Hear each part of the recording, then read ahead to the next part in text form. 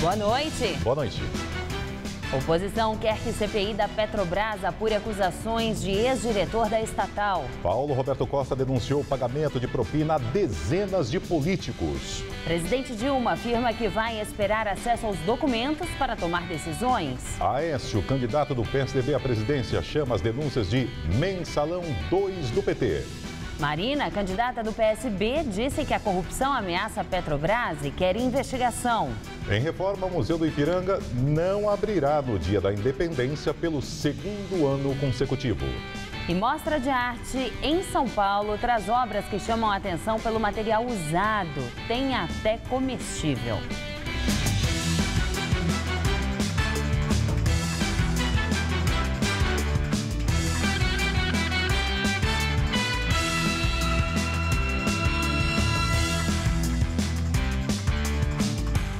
Pelo segundo ano consecutivo, o Museu do Ipiranga não abrirá no Dia da Independência do Brasil. Ele foi fechado em agosto do ano passado para restauro. Ainda assim, muitas pessoas aproveitaram o sábado para visitar o parque, que simboliza o 7 de setembro.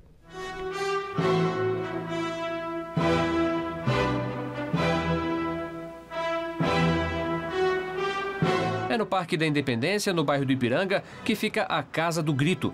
Conhecida assim por simbolizar o grito que teria sido dado por Dom Pedro I para libertar o Brasil dos portugueses. Até hoje eu trago minhas crianças aqui para passear, para contar a história do bairro, porque aqui é o berço de tudo, né? Saiu tudo daqui, espalhou. A Casa de Taipa é hoje um museu.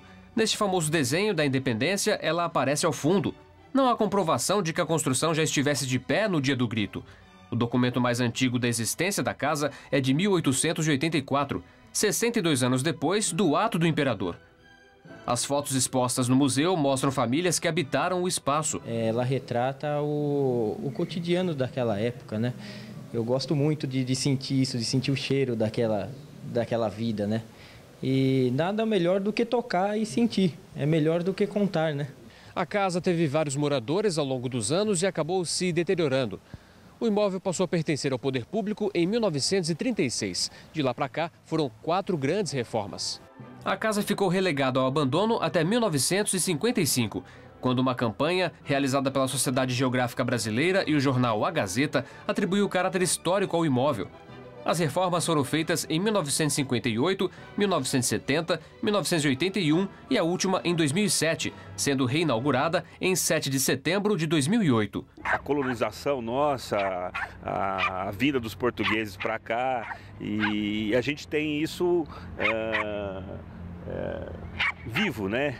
Segundo os funcionários, todos os anos, antes do Dia da Independência, o imóvel passa por uma pintura. Desta vez não foi diferente. Eu fui criado nessas casas de barro, de taipa, entendeu? Fechadura era daquele jeito, entendeu? Na minha época, as casas eram desse jeito. Meu pai, quando casou, fez uma casa dessa aqui, lá no Rio Grande do Norte. Então, achei muito legal ter essa origem aqui em São Paulo.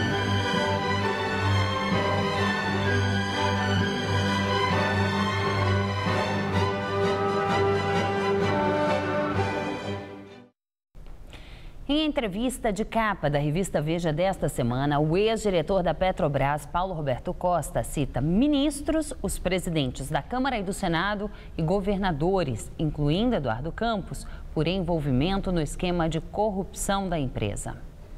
Segundo a revista, Paulo Roberto Costa teria citado pelo menos 25 deputados federais, 6 senadores e 3 governadores, um ministro de Estado, de ao menos 3 partidos políticos envolvidos no esquema de corrupção da Petrobras. Entre os citados nos depoimentos, segundo a revista Veja, estão os presidentes da Câmara, Henrique Eduardo Alves, e do Senado, Renan Calheiros, o ministro das Minas e Energia, Edson Lobão, o ex-governador do Rio, Sérgio Cabral, a governadora do Maranhão, Rosiana Sarney, e o falecido ex-governador de Pernambuco, Eduardo Campos. A revista Isto É também traz reportagem com os nomes dos supostos beneficiados pelo esquema de propinas na estatal, assim como os jornais O Estado de São Paulo e Folha de São Paulo. Alguns citados na reportagem responderam. Em nota, a governadora do Maranhão, Rosiana Sarney, do PMDB, diz repudiar veementemente e com grande indignação as denúncias feitas pelo ex-diretor da Petrobras. Outro governador citado por Veja é Sérgio Cabral, do PMDB. Em nota, o ex-governador afirma que jamais interferiu nas decisões gerenciais da Petrobras e que seu relacionamento com Paulo Roberto Costa era institucional. O presidente da Câmara, Henrique Eduardo Alves, do PMDB, candidato ao governo do Rio Grande do Norte, declarou que nunca recebeu recursos de propina e que denúncias feitas por delação premiada devem ser provadas. Sobre o envolvimento de políticos do PMDB nas denúncias, o vice-presidente Michel Temer afirmou que o caso não fere o partido enquanto instituição e que terá efeito zero para a campanha de reeleição de Dilma Rousseff. O presidente do Conselho de Ética da Câmara dos Deputados, Ricardo Izar, do PSD, se disse perplexo com a denúncia. Afirmou que, se for preciso, convocará esforço concentrado para analisar a situação de cada deputado citado na denúncia. E o líder do PPS na Câmara, o deputado Rubens Bueno, do Paraná, informa por meio de nota que vai solicitar já na segunda-feira ao presidente da CPMI da Petrobras, o senador Vital do Rego, do PMDB, a convocação de uma reunião de emergência para deliberar sobre as novas denúncias envolvendo a empresa. A presidente Dilma Rousseff disse que vai aguardar informações oficiais sobre as denúncias do ex-diretor da Petrobras para então tomar as providências cabíveis. Dilma cumpriu a agenda de candidatura em São Paulo. Pela manhã, Dilma Rousseff falou a um grupo de cerca de 100 taxistas na Zona Sul de São Paulo e disse que, se eleita, não vai atrelar o preço internacional do petróleo a aumentos da gasolina. A candidata à reeleição e presidente Dilma Rousseff prometeu tomar providências sobre o suposto caso de corrupção na Petrobras, mas falou que precisa de informações confiáveis e que não pode agir com base em especulações. Nós precisamos de ter dados oficiais a respeito dessa questão. Eu gostaria de saber direitinho quais são as informações prestadas nessas condições e eu te asseguro que eu tomarei todas as providências cabíveis. Agora, não com base em especulação, eu quero as informações. No segundo compromisso, ela participou de um encontro com mulheres no centro da capital paulista. No discurso, voltou a falar da importância do pré-sal e explicou à plateia feminina que o petróleo é importante para fazer batom. O carro que a gente anda tem petróleo, tem gasolina, tem diesel. A comida que nós comemos é transportada por petróleo. O batom, sabe o batom? O batom que a gente passa tem petróleo. Disse ainda que os seus adversários querem acabar com a Secretaria de Políticas para as Mulheres. A petista aproveitou para alfinetar Marina Silva em referência ao plano de governo voltado ao público LGBT, alterado pela candidata do PSB logo após o lançamento do programa. Você tem convicção naquilo que você diz que faz, ou você tem convicção naquilo que você acredita, ou você não tem força para lutar nem para conquistar. Não é possível defender uma coisa hoje de manhã e mudar à tarde só porque te pressionaram. A candidata do PSB à presidência, Marina Silva, fez campanha no interior da Bahia. Ela afirmou que a corrupção ameaça a Petrobras e pede investigação. Ainda, ao ser perguntada sobre a acusação de um possível envolvimento do ex-candidato Eduardo Campos no esquema, Marina respondeu. Em primeiro lugar, é uma ilação que você está fazendo.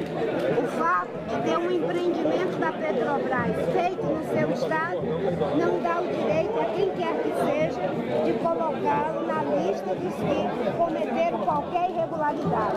Nesse momento, todo o Brasil e todos nós aguardamos as investigações que estão sendo feitas dos desmandos da Petrobras, que estão ameaçando o futuro da Petrobras, o futuro do pré-sal. O atual governo tem que se explicar da má governança que ele fez na Petrobras, levando essa empresa que sempre foi exitosa e respeitada dentro e fora do Brasil a quase que uma total falência. Em Presidente Prudente, interior de São Paulo, o candidato à presidência pelo PSDB, Aécio Neves, compara denúncias de corrupção na Petrobras ao caso do Mensalão. Aécio se recusou a comentar sobre a lista dos possíveis beneficiados pelo esquema de propina, mas cobrou maior apuração do caso, que chamou de Mensalão 2. Está aí o Mensalão 2. É o governo do PT patrocinando o assalto às nossas empresas públicas para a manutenção do seu projeto de poder. É fundamental que essas investigações possam ir ainda mais a fundo para que os verdadeiros responsáveis pelo assalto às empresas brasileiras sejam punidos de forma exemplar. Em Presidente Prudente, o candidato do PSDB cumpriu a agenda ao lado de Geraldo Alckmin, candidato à reeleição para o governo do estado. Durante a visita à cidade, reforçou seu apoio ao agronegócio e disse que seu governo será da descentralização. O candidato do PT ao governo do estado de São Paulo, Alexandre Padilha, cumpre a agenda na capital, acompanhado da presidente Dilma. O petista se encontrou com taxistas na Vila Clementino. Depois seguiu para a Sé, onde participou de um ato de mulheres em apoio à reeleição de Dilma Rousseff. Padilha comentou as denúncias de Paulo Roberto Costa, ex-diretor da Petrobras, à Polícia Federal. Ninguém pode ter opinião de alguma coisa que não está formalizada ainda. A presidenta Dilma foi clara, que é informação oficial e ela vai tomar as atitudes de forte punição se tiver irregularidades nas afirmações oficiais. Ninguém vai fazer conjectura de algo que não foi formalizado ainda. Paulo Scaff, candidato do PMDB ao governo do estado, cumpre a agenda na zona leste da capital. Scaff visitou a comunidade Zorrilho, na zona leste da capital. O candidato cumprimentou e conversou com moradores e falou com a imprensa sobre suas propostas. Scaff destacou que o governo de São Paulo é o maior poluidor de águas. A Sabesp, em primeiro lugar, ela não irá cobrar esgoto das residências que ela capta o esgoto e não trata. O governo de São Paulo é o maior poluidor. Ele, através da Sabesp, ele pega esgoto que correm ou a céu aberto, como nós vimos no extremo sul de São Paulo, no bairro Veracruz, ou como nós estamos constatando aqui na Zona Norte, que vai direto para os nossos rios, para os nossos córregos. Nós constatamos isso na represa Guarapiranga, no Rio Tietê, na Billings, enfim, poluindo a tudo e ainda cobra o esgoto das residências. Confira agora as manchetes das outras revistas semanais. Com a manchete Dilma ou Marina, a revista Carta Capital já analisa um segundo turno disputado pelas candidatas Dilma Rousseff, do PT, e Marina Silva, do PSB. Já a Época destaca o poder do voto evangélico. A revista traz uma reportagem sobre a relação entre política e a pregação religiosa e a importância dos fiéis na ascensão da presidenciável Marina Silva. Veja agora as manchetes dos dois principais jornais de São Paulo. O Estado de São Paulo. Secretário-geral da CNBB, Dom Leonardo Steiner, afirma que a Igreja Católica não tem curral eleitoral. O líder alega que templos não podem ser convertidos em palanques eleitorais. Folha de São Paulo. Ex-diretor da Petrobras, Paulo Roberto Costa, liga Eduardo Campos e petistas a esquema de suborno na empresa estatal, segundo a revista Veja. Costa afirma que políticos recebiam 3% da propina. O sábado foi de sol e calor em São Paulo e o feriado de 7 de setembro também está garantido, já que não há expectativa de chuva. Vamos ver em detalhes a previsão para o Brasil e o estado de São Paulo com Luciana Magalhães. O domingo será ensolarado e seco em todo o sudeste do Brasil. O sol brilha forte, a umidade do ar cai bastante e não há expectativa de chuva no sudeste e no interior do nordeste. Há previsão de pancadas isoladas apenas no litoral nordestino. Já no centro-oeste e norte do país, o tempo abafado e quente provoca pancadas de chuva a partir da tarde. O tempo fica firme no Tocantins, em Goiás e também no Distrito Federal. No sul, tempo firme apenas no sul gaúcho. Nas outras áreas pode chover forte. Máximas amanhã de 26 graus em Florianópolis e de 31 em Fortaleza. São Paulo terá mais um dia de sol forte e calor, pois uma massa de ar seco dificulta a formação de nuvens. No centro-oeste, máxima de 31 graus em Araçatuba. No centro-norte, máxima de 30 graus em Franca e de 29 em Barretos. E no litoral, a temperatura finalmente sobe e chega aos 28 graus. Na capital paulista, o tempo fica firme, sem expectativa de chuva, até o meio da semana que vem. A temperatura sobe e chega aos 28 graus amanhã, aos 27 na segunda e aos 29 graus na terça-feira. Futebol, 10 jogos marcam a 19ª rodada do Campeonato Brasileiro nesse fim de semana. Neste momento, Flamengo e Grêmio empatam por 0-0 no Maracanã. O Santos também joga e empata por 0-0 com vitória no Pacaembu. Amanhã, destaque para os confrontos entre São Paulo e Sport, às 4 da tarde no Morumbi. No mesmo horário, o Corinthians vai a Criciúma, onde encara o time da casa. Às 6h30, é a vez do Palmeiras enfrentar o Atlético Paranaense em Curitiba. No treino classificatório para o GP da Itália, a equipe Mercedes levou a melhor mais uma vez e o inglês Lewis Hamilton larga na frente do circuito de Monza. Além do treino oficial, Hamilton já havia sido o melhor na primeira sessão livre. Já seu companheiro de equipe, o alemão Nico Rosberg, garantiu o segundo melhor tempo no grid. Valtteri Bottas da Williams vai largar na terceira posição, enquanto o brasileiro Felipe Massa conseguiu o quarto melhor tempo no treino. A Ferrari, que corre em casa, conseguiu apenas o 7º lugar, com o espanhol Fernando Alonso. O finlandês Kimi Raikkonen, também da equipe italiana, não conseguiu se classificar para a etapa final e vai largar na 12ª posição. A corrida é nesse domingo, às 9 da manhã. Surpresa no aberto de tênis dos Estados Unidos. Os 2 primeiros do ranking estão fora da final. O japonês Kei Nishikori, número 10 do ranking, derrotou o número 1, Novak Djokovic, por 3-1. Nishikori, de 24 anos, entra para a história como o primeiro asiático a decidir um torneio de simples de Grand Slam. Na segunda-feira, ele vai fazer a final contra o croata Marin Cilic, número 14 do ranking, que acaba de derrotar o suíço Roger Federer por 3-0. Começou hoje a segunda parte da mostra Ciclo Criar com o que Temos, no Centro Cultural Banco do Brasil, em São Paulo.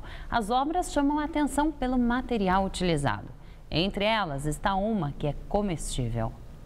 Uma obra feita de biscoitos. São 600 quilos de bolachas, o que significa 15 mil unidades. Foram 3 dias para tudo ficar pronto. O artista criou com os biscoitos pontos importantes da cidade de São Paulo, como o estádio do Pacaembu e o edifício Copan. O Ibirapuera inteiro ali, ele colocou o parque com os 2 lados, o novo e o velho. O MASP. Eu gosto de cozinhar, eu gosto de decoração, eu gosto de criatividade, então isso para mim me surpreendeu.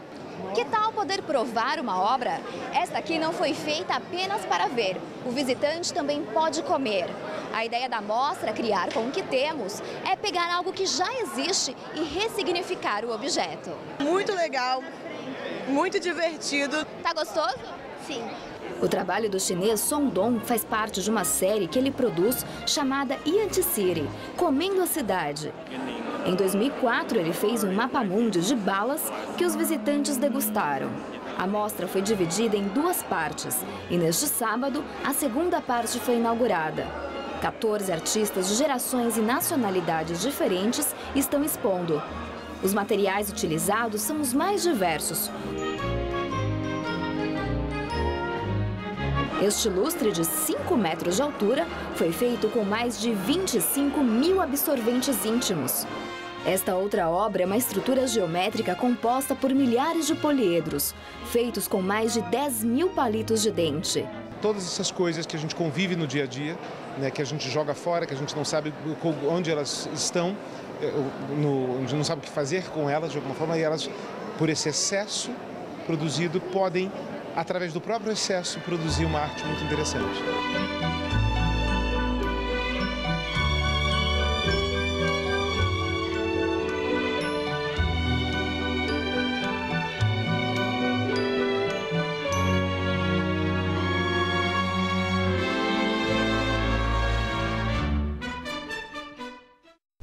A exposição vai até o dia 27 de outubro no Centro Cultural Banco do Brasil e depois segue para Belo Horizonte e Brasília.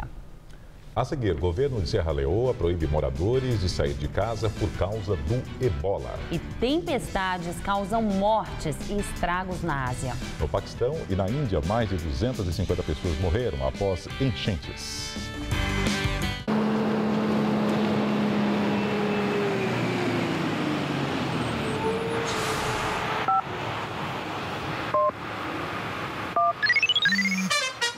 Impressionante. Tem Bradesco abrindo até dentro de ônibus. Agora é a Maria que acaba de verificar o saldo. Maravilha, hein? Vem cá, isso aqui não é seu ponto, não? O motorista vai descer. Bradesco Celular, seu banco sempre à mão. Olha só quem está a bordo da campanha do SCAF. O Kassab, o Maluf. Opa, até o Fleury, o governador que já fundou São Paulo. SCAF, novo caminho, um novo problema. Eu assisto a Gazeta. Como deputado federal, sempre defendi os direitos dos trabalhadores. Agora peço seu voto para acabar com o fator previdenciário e conseguir aumento real para os aposentados. 777 é Paulinho da Força. 777, o Paulinho é do bem. Você que quando acorda esquece o café, mas devora o jornal da manchete ao rodapé. Que quando vê TV é diferente dos demais, fica muito mais ligado nos comerciais. Você que quando vê o galã tem um pensamento, nossa, que lindo. Esse enquadramento não pode dar discussão, nem a mais indigesta. Gerencia conflitos e nunca para a festa. Quem vê o mundo de um jeito diferente faz faculdade Casper Libero, formando os melhores profissionais da comunicação. São Paulo precisa, no Congresso Nacional, de representantes que defendam nosso Estado e lutem por mais recursos para a segurança, para melhorar o salário dos policiais e enfrentar o tráfico de drogas. Vote Deputados PSD 55. Neste domingo, o Mesa Redonda debate as principais polêmicas do mundo da bola. E ainda, comenta o que rolou nos campos de todo o país pelo Brasileirão.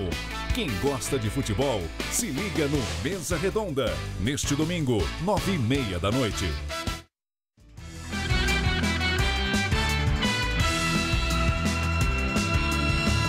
Ebola. Governo de Serra Leoa proíbe moradores de sair de casa por 4 dias. A medida tem a intenção de conter o surto da doença. O país é o local onde mais casos do vírus são registrados, quase 500 das mais de 2.000 mortes.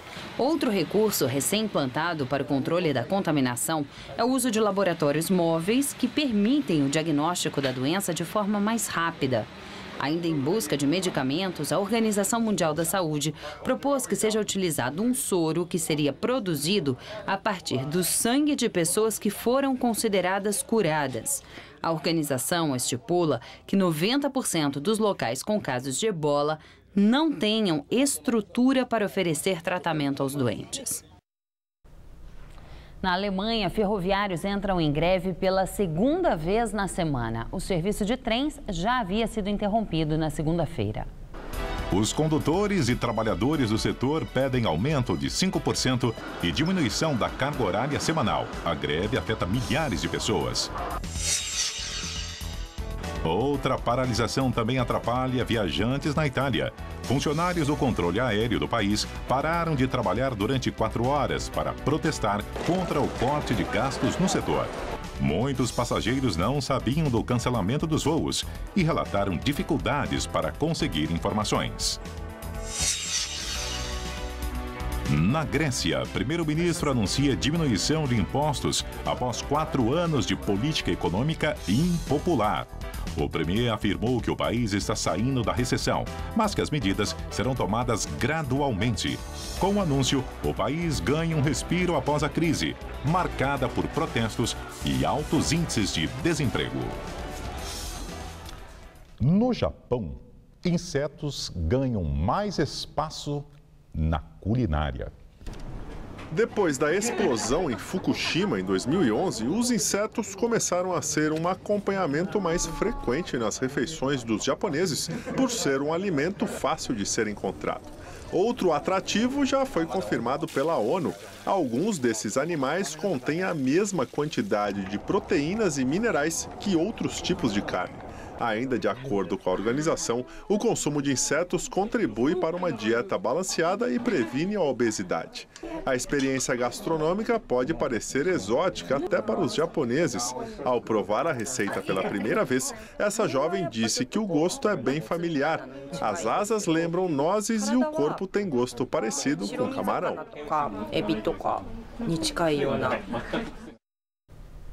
No Paquistão, sobe para 150 o número de mortos por causa das enchentes. As tempestades também atingem o norte da Índia, onde já fizeram mais de 100 vítimas. A força da água prejudicou a estrutura de pontes e obrigou a retirada de pessoas de cidades da zona rural. O governo indiano declarou estado de emergência na região. Apesar das tempestades serem um fenômeno comum nesta época do ano, esta é a pior enchente das últimas 2 décadas. Nos Estados Unidos, 500 mil habitantes das cidades de Chicago e Detroit ficaram sem luz por causa das fortes chuvas. Ventos de mais de 100 km por hora derrubaram cerca de 1.000 estações de energia e, de acordo com as autoridades, pode levar dias até que o sistema seja restabelecido. Barack Obama decide adiar decisão sobre reforma da imigração no país. O prazo para a regulamentação das novas medidas estava estipulado para agosto, mas foi alterado para novembro depois das eleições. Hoje em dia, estima-se que mais de 11 milhões de pessoas vivam ilegalmente nos Estados Unidos. No mês passado, centenas de manifestantes protestaram contra a deportação desses imigrantes. Um terreno na Avenida Frei Macário de São João, próximo a um cemitério na zona sul da capital, foi invadido por dezenas de famílias na manhã deste sábado. As barracas foram erguidas em menos de 12 horas por integrantes do MTST, o Movimento dos Trabalhadores Sem Teto, que moram no Jardim Colombo e em bairros próximos. O movimento alega que o terreno está em uma zona especial, onde é permitido construir moradias populares. O Jornal da Gazeta termina aqui. A edição de hoje pode ser vista daqui a pouco no site tvgazeta.com.br/Jornal da Gazeta. Mais notícias na segunda-feira às 19 horas. Uma boa noite para você. Uma boa noite para você e um bom domingo.